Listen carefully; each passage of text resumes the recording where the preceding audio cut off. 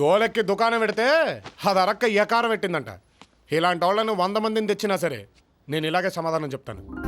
కానీ నేను ప్రేమిస్తున్నాను ఎలా చెప్పాలో తెలియడం లేదు. బంటే బండిదేరా.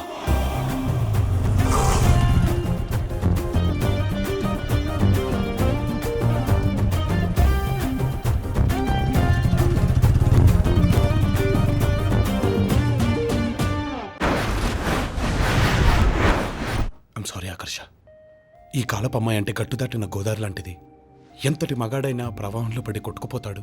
కానీ నేను అలా కొట్టుకుపోకూడదు, నిన్ను కట్టుకుపోవాలి, నీ దృష్టిలో పడాలి అని ఇవన్నీ చేశానే తప్ప నేను నేర్పించడానికి మాత్రం కాదు. అదిరా మావా, అలా సెట్ చేద్దాం అనుకున్నాను. ఏమంటారు? అంటే నువ్వు ఇదంతా సిన్సియర్గా చేయట్లేదా మావా?